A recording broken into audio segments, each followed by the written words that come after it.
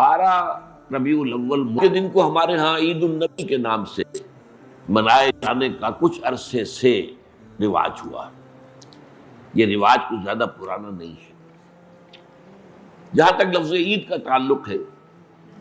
اس کا انطباق تو اس پر کوئی غلط نہیں ہے، صحیح ہے، اس لیے کہ لغوی طور پر عید کے معنی ہے بار بار لوٹ کر آنے والی شے یا خوشی، ہر سال آنے والی۔ عید الفطر ہر سال آتی ہے، عید الاضحیٰ ہر سال آتی ہے، عاد یعود، لوٹنا، تو عید اسی سے بنا، لوٹ لوٹ کر آنے والی، پلٹ پلٹ کر آنے والی۔ اس اعتبار سے تو یہ یقیناً یوم عید ہے، لیکن یہ اصل میں اس کے لیے اس کا استعمال جو ہے یہ بہت ہی تھوڑے عرصے قبل شروع ہوا ہے، یہ کوئی قدیم بات نہیں ہے۔ اول تو یہ کہ حضور کی ولادت جو ہے 12 ربیع الاول متفق علیہ نہیں ہے، حضور کی ولادت کی تاریخ طے نہیں ہے۔ مہینہ تو طے ہے کہ ربیع الاول تھا، اس میں کسی شک و شبے کی گنجائش نہیں، لیکن تاریخ متفق علیہ نہیں، بلکہ میرے نزدیک اس سلسلے میں قاضی سلیمان سلمان منصور پوری رحمۃ اللہ علیہ، جو ایک بڑی عظیم کتاب کے مصنف ہیں، اگرچہ وہ اتنی مشہور نہیں ہو سکی جتنے کی مولانا شبلی کی رحمۃ للعالمین مشہور ہوئی ہے،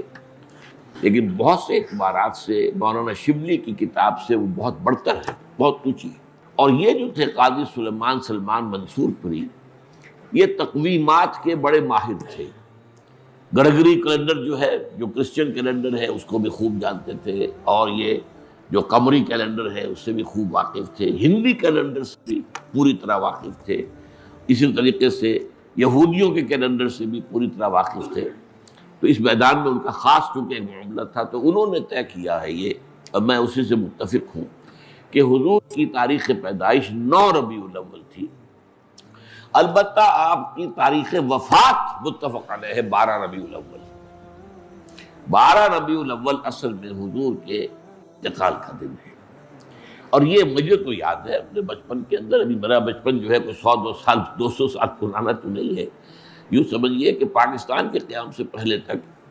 یہ ہمارے ہاں 12 وفات کے طور پر منایا جاتا تھا، اس کا نام ہی تھا 12 وفات۔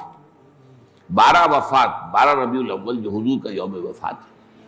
اس میں کوئی جشن کا تصور نہیں تھا، کوئی دھوم دھڑکا نہیں تھا، کوئی جلوس نہیں تھے۔ ہاں ضرور ہے کہ کبھی جلسے ہو جاتے تھے، کوئی میلاد کی محفلیں ہوتی تھی، لیکن میلاد کی محفلیں جو ہے وہ صرف یوم ولادت کو نہیں ہوتی تھی، وہ تو گویا کہ ہمارے ہاں کی ایک تہذیب کا ایک جز بن گیا تھا، خاص طور پر خواتین کے لیے، اور وہ تعلیم بالغہ کا ایک اچھا ذریعہ تھا۔ تو اس دن کیا کرتے تھے کہ کھانا پکا کر بڑے پیمانے پر غریبوں کو کھلایا جاتا تھا،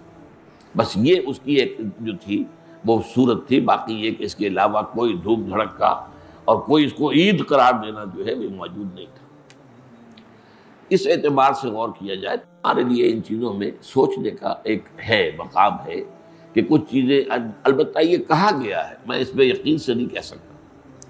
کہ اس کی جو ایجاد کی گئی ہے عید میلاد النبی کی حیثیت سے، ان کے موجد جو ہے مولانا احمد رضا خان بریلوی ہے۔ اس کی وجہ کیا تھی؟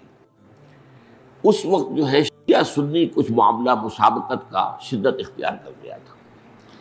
انہوں نے محسوس کیا کہ یہ شیعوں نے جو یہ محرم اور اس کے تعزیوں کا معاملہ شروع کر رکھا،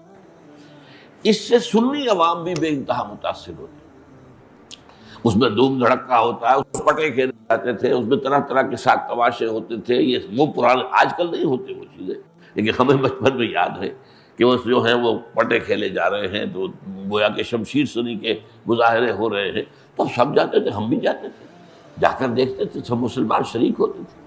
اب اس ضمن میں جو بھی کچھ بیان کیا جاتا تھا وہ اس کا ظاہر بات ہے کہ ہمارے ذہنوں پر، ہمارے تحت الشعور پر اثر پڑ رہا تھا۔ تو یہ جو ہے اس کا ایک دعویٰ کرنے کے لیے کہ اس کا علاج ہم سنی بھی کریں،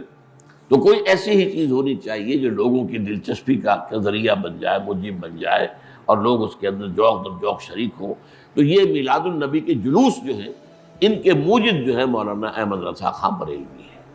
بہرحال یہ بات تو میں نے ایک ٹیکنیکل انداز سے آپ سے کہی ہے، بہرحال یہ دن خوشی کا دن ہے، ولادت کا دن ہے، تو یہ چند باتیں تو میں نے کی ہے۔ آج اس عید میلاد النبی کے نام کے حوالے سے اس کا پس منظر کیا ہے؟